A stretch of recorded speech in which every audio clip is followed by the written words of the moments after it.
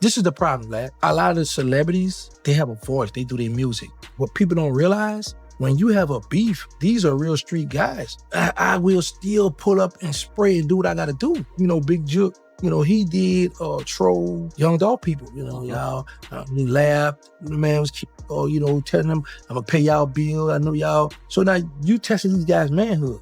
Just because the world don't see them, but the homies, the people in the hood see them. So all it takes is one step or one real dude to be like, man, what's that? Y'all ain't gonna pull up and handle y'all business? And the way they doing now, man, these little, I'm scared of them, black. And I'm from the street. That's why I stay out the way, bro. I travel, I be out the way, man, because these little youngsters ain't playing. I feel like it's, you want to take that? I feel like, yeah, go ahead. This is, yeah, what up?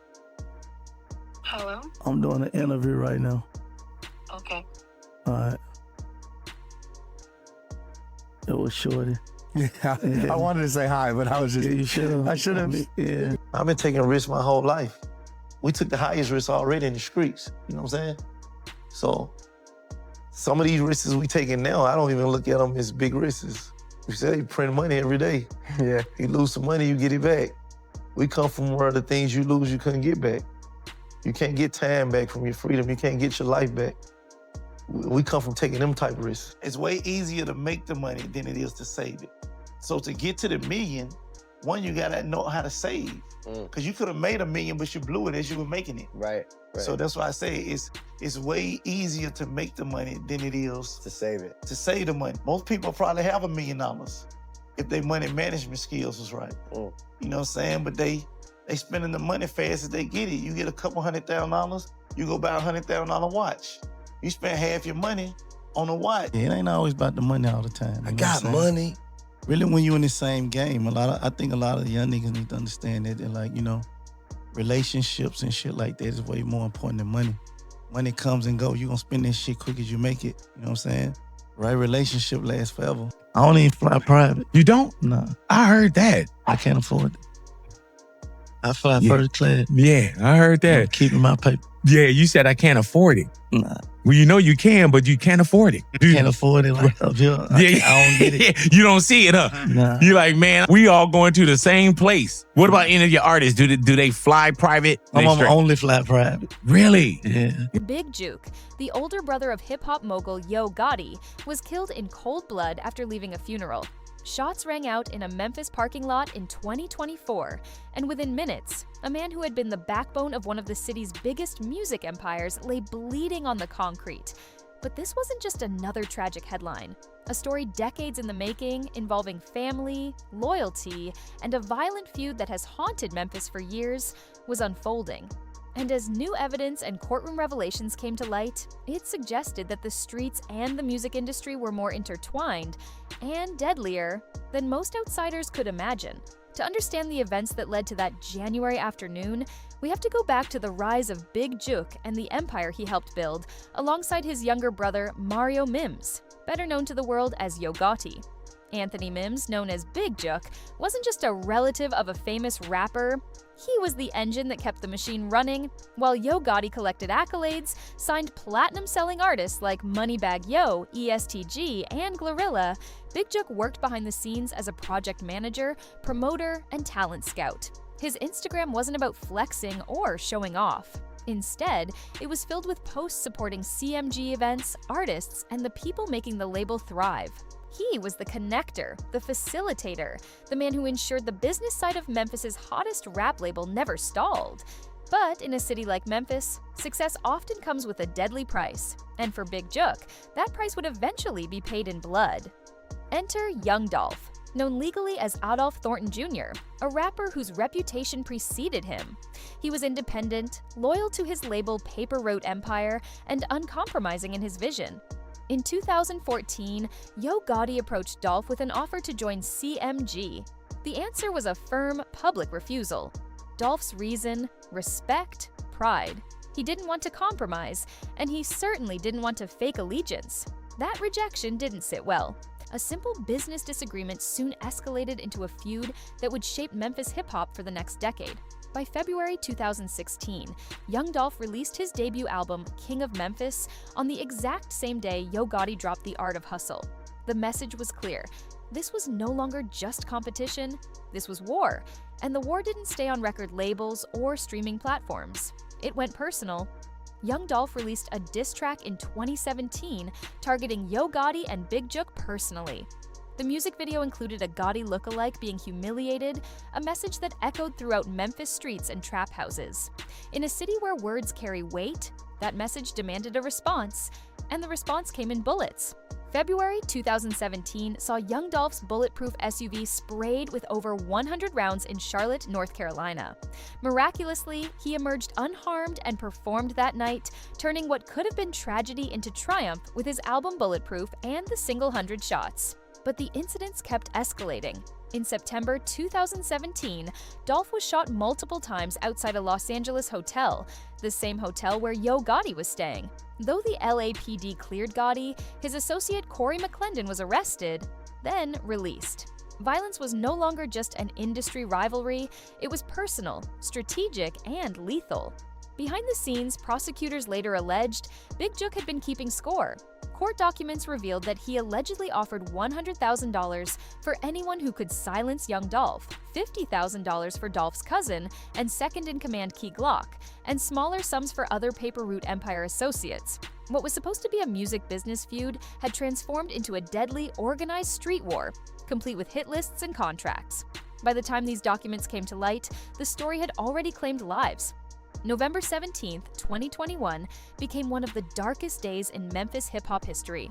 Young Dolph, known for giving back to his community, was at Makita's homemade butter cookies in South Memphis for his annual Thanksgiving turkey giveaway. Alone and unguarded, he walked in to buy his favorite cookies and never walked out. Two men emerged from a stolen white Mercedes-Benz, armed with a semi-automatic rifle and a handgun, and fired 22 shots through the bakery's window. Surveillance cameras captured the chilling scene. Memphis mourned, while whispers circulated in some corners of the city, suggesting celebration rather than grief. Arrests followed. Justin Johnson, Cornelius Smith, and Hernandez Goen were all charged in connection to the murder. But the question that burned in everyone's mind was, who ordered it, and why? Court testimony in 2024 brought explosive revelations. Cornelius Smith, facing life in prison himself, agreed to testify against Justin Johnson. Smith claimed that he and Johnson had been recruited by Hernandez Goen to carry out the murder, a $100,000 contract allegedly coming directly from Big Jook. Payment disputes and broken promises were revealed. Instead of receiving the agreed $40,000 for taking a life, Smith claimed he received just $800. Chillingly, he also alleged that someone from CMG paid $50,000 toward his legal defense, though he couldn't say exactly who authorized it. The prosecution framed the murder as calculated, ego-driven, and corporate in nature, a hit disguised as gang violence. The target wasn't just Dolph, it was the symbol of a rival empire. Yet Big Jook himself would never face the courtroom. January 13, 2024, 9 months before Justin Johnson's trial even began, Big Jook was killed. He had just attended a funeral for Eric Bovon, a relative once known as a Memphis cocaine kingpin. Following the service at Paranon's restaurant and event center, shots rang out around 4:15 p.m.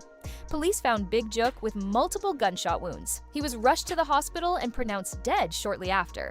A second victim survived. Surveillance cameras showed the suspects fleeing in a white Ford Explorer with dark-tinted windows and black wheels. As of August 2025, Memphis police had not identified any suspects, and no arrests had been made.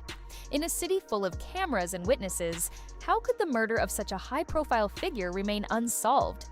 Adding to the chilling nature of his death was Big Jook's social media activity the day before. On January 12, 2024, he posted, "They don't want to face you, they want to snake you. Stay alert too.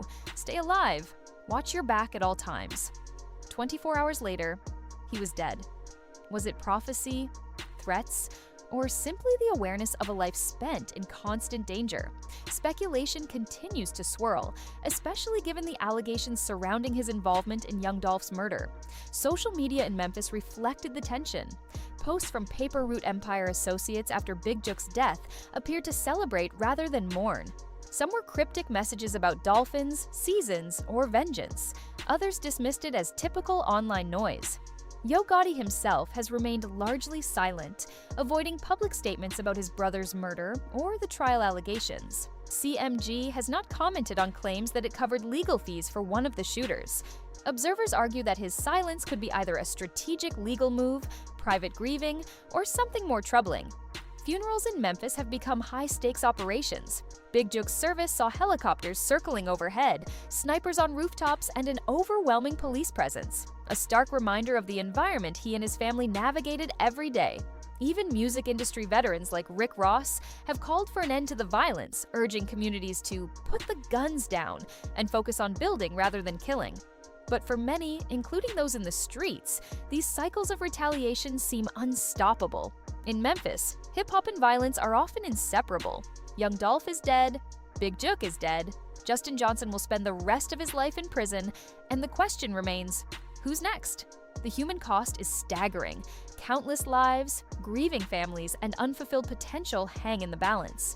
Music that could have been made, communities that could have been nurtured, and careers that could have thrived have all been lost to an unending cycle of revenge. And as the city continues to grapple with these questions, one fact remains clear. Silence in Memphis is survival, but it doesn't stop the blood from flowing. The streets remember, and the streets act. What lessons can we draw from this? Perhaps that pride, vengeance, and unchecked rivalries come at an unimaginable cost. Perhaps that even in a world of fame and fortune, no one is truly safe from the consequences of past actions. Or perhaps it's simply the way the streets have always worked, and always will. So, who killed Big Jook? Will anyone ever be held accountable? And is there an end in sight to the violence that has claimed so many lives in Memphis? For now, the investigation continues. Police are still asking for tips, but in a city where codes of silence and loyalty run deep, justice may never come. What we do know is this: the story of Big Jook, Yo Gotti, and Young Dolph is far from over. And for those who have watched from the outside, it's a stark reminder of just how quickly power, fame, and music can become entangled in deadly consequences.